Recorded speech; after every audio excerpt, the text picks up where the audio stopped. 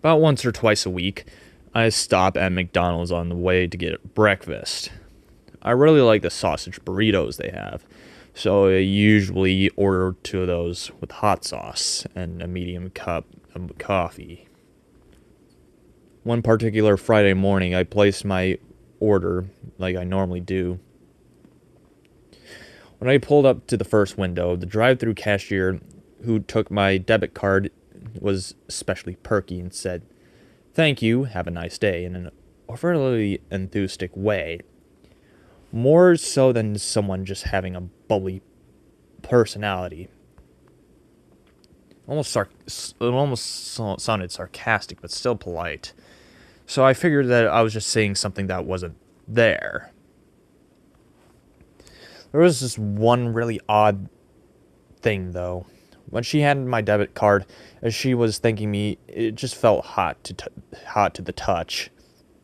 I just handed it to her for a few seconds later, and it was only out of my possession long enough for the cashier to charge my card for my breakfast and hand it back to me.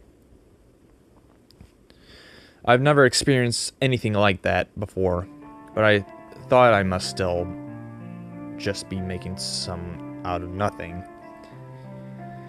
I put the card back into my wallet and forget about it. Later that day, during my lunch break, I decided to eat at Taco Bell. I went through the drive-thru and ordered a $5 box.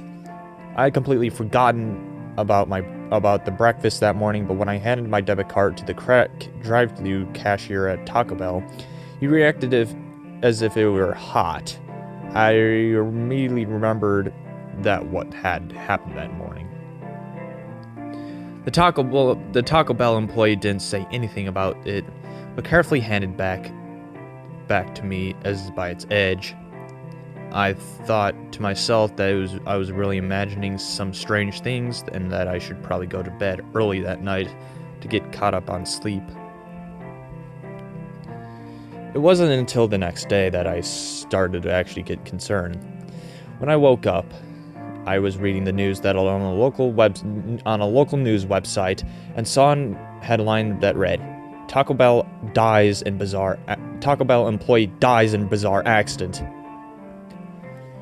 I clicked on the article and there was a picture of the guy that I handed my debit card to at the lunch the day before. According to the article, he had tripped and fallen face first onto one of the steamers, which is active and hot. The article reported that the witness said they saw him fall and scream as his face hit the surface of the steamer. They said that he then puts his hand under the counter and pushed himself away from it, but began screaming that he was stuck and could not pull away. By the time his co-workers helped him pull off, they said half of his face had completely burned through. They said that the steamer was actually glowing orange with heat, and that it was far hotter than it was supposed to be able to get. The heat and burns were so intense that the employee died soon after. As I read the article online, a sense of dread set in, but I kept telling myself that logically, it was just some weird coincidence. I remembered, though, that I used my debit card 2 more times since then. Once to buy a DVD at Walmart and once to get gas after that. In both of those instances, I haven't paid attention when handing my debit card to the cashiers.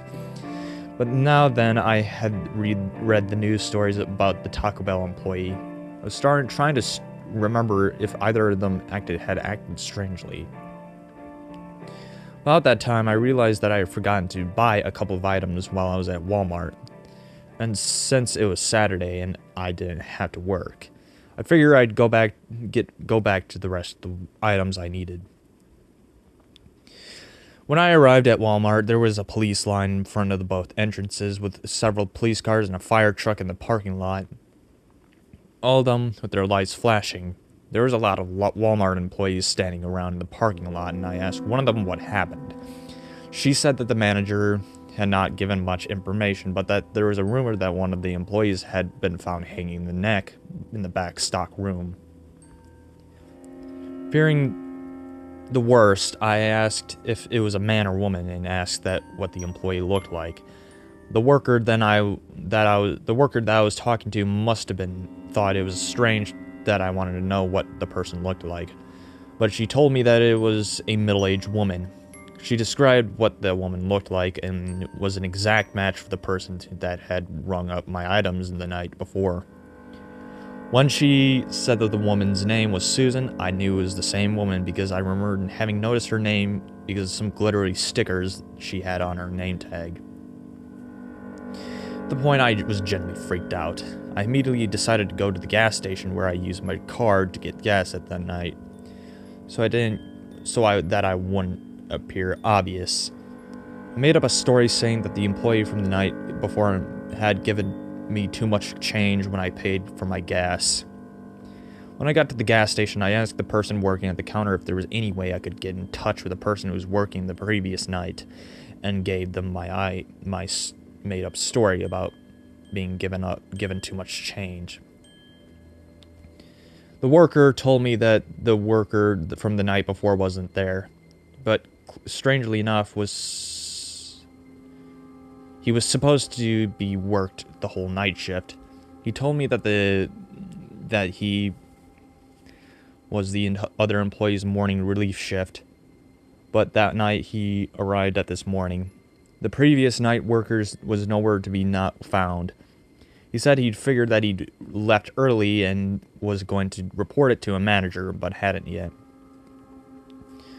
I thanked him for his time, gave him $1 out of my pocket to repay the change back to the store, and even though that didn't happen, then left.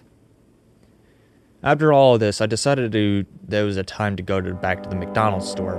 When I got there, I asked for the manager and asked about the girl that was working in the drive-thru the previous morning when I had bought breakfast.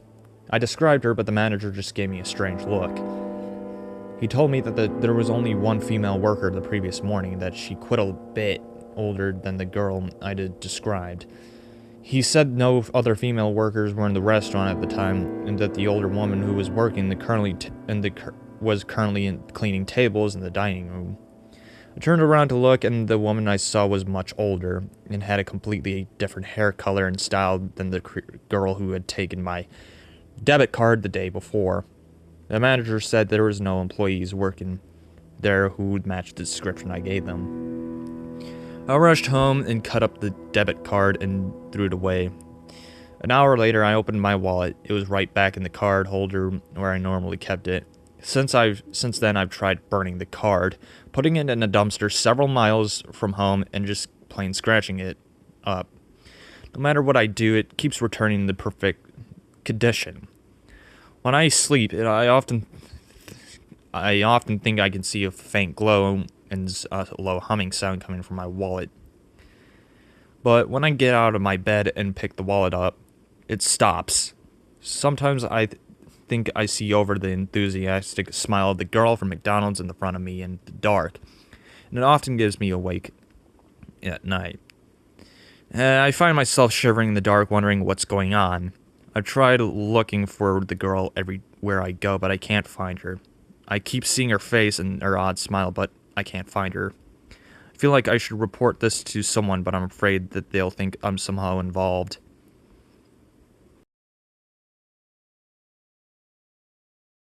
McDonald's girl.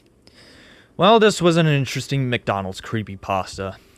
I have remembered narrating like this story almost 5 years ago when I was like 13, and it's now deleted. Easily because those story narrations were just absolutely horrible to listen to.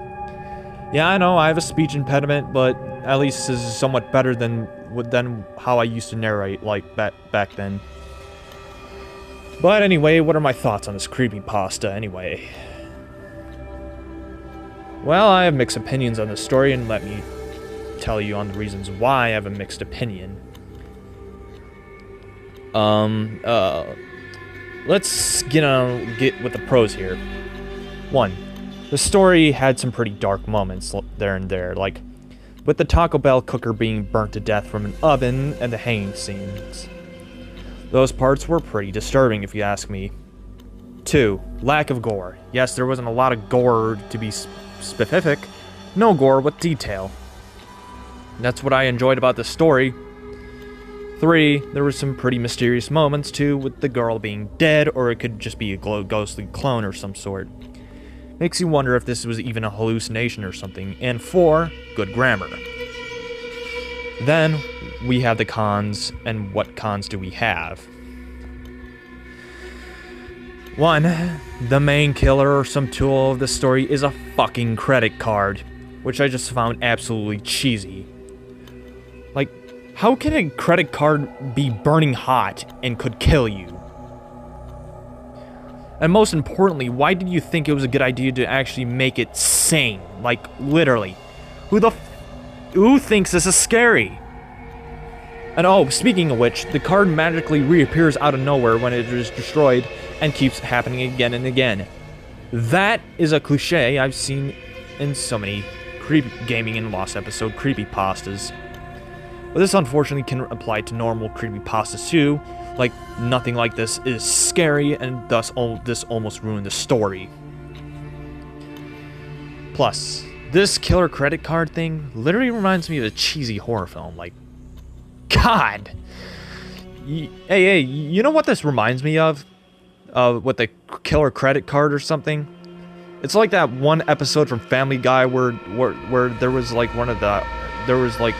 an idea for a horror film made up by one of the characters for a film about killer soap. That's what it exactly reminds me of. Anyway, did I think this story was complete dog shit? Not fully. There at least have been some mysterious and even dark moments in this creepypasta. My final rating of the story is at least a 6 out of 10. The story would have at least been better if this story didn't use a credit card as some fucking weapon. Anyway, if you disagree with me, that's fine. We are all entitled to our own opinions. Anyway, I'm out.